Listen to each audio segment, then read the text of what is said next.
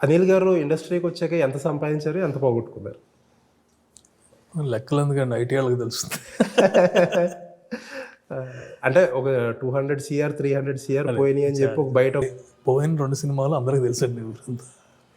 Sir ఆ 2 సినిమాలు బోలాశంకర్ కానీ లేకపోతే ఏజెంట్ కానీ అట్ వాట్ స్టేజ్ మీకు తప్పు జరుగుతుందిరా అని ఏ స్టేజ్లో అనిపించింది?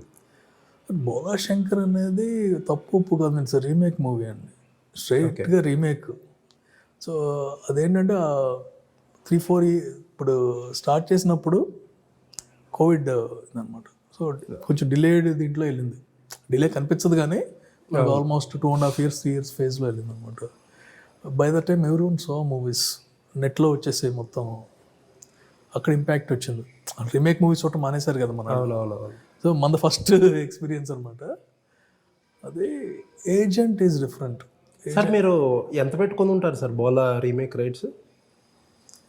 5 crores లోపే కొని ఉంటారు కదా? 5 crores లోపే అంటే. బట్ అట్ ఎనీ స్టేజ్ మీకు ఏం అనిపించలేదా లెట్స్ డ్రాప్ ఇట్, పోయింది ఏదో పోయింది? అసలు లేదండి, అసలు డౌటే రాలేదా? బోలాశంకర్కి నాకు డౌట్ లేదు. డౌట్ అంటే ఓకే మనం పెద్ద హిట్ సినిమా తీసుకున్నాం కదా, మినిమం ఉంటుందనేది ఓకే ఎప్పుడు కాన్ఫిడెన్స్ ఉండేది. అండ్ రీమేక్ ఆల్రెడీ రీమేక్ చేస్తున్నాం, అప్పుడప్పుడే జనాలు మాట్లాడుకుంటున్నారు రీమేక్లు చూడరేమో అన్నట్టు మాట్లాడుకుంటున్నారు. భయపడలే, మనకు ఫస్ట్ దెబ్బ పడే భయం ఉంటుంది కదా. అవును, మీకే ఫస్ట్ అది. మీకు డౌట్ ఉండింది మైండ్లో? అసలు అప్పుడు లేదండి. అప్పుడు ప్రాబ్లమ్ని కాంపౌండ్ చేయలేదా మీరు? మన మెహర్ రమేష్ గారిని డైరెక్టర్గా తీసుకుని, ఎందుకంటే హీఈస్ స్ట్రగ్లింగ్ డైరెక్టర్ అప్పుడు మీ ప్రాబ్లమ్ని కాంపౌండ్ అయిందేమో. అది కాంపౌండ్ అయింది అనుకోనండి. ఇట్స్ ఇప్పుడు తనకి ప్రాబ్లమే కదండి, అందరికీ ప్రాబ్లమే. బేసికలీ ఒక రీమేక్ తీసుకున్నాము, అది డెఫినెట్గా వర్కౌట్ అవుతుంది అనుకున్నాం. యాజ్ ఇట్ ఈస్ సబ్జెక్టే వర్కౌట్ అవ్వలేదు కదా. సబ్జెక్ట్ వర్కౌట్ అయినప్పుడు ఎవరు డైరెక్టర్ అయితే ఉంది?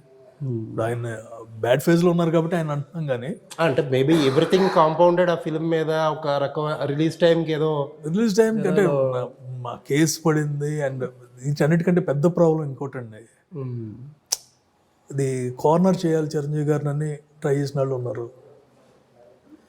పొలిటికల్ ఇది ఎవ్రీథింగ్. ఇప్పుడు మా టికెట్ రేట్ల గురించి ఇంత జరుగుతుంది, మాకు టికెట్ రేట్లు రాలేదు ఆ రోజు కూడా. అవునవునవును.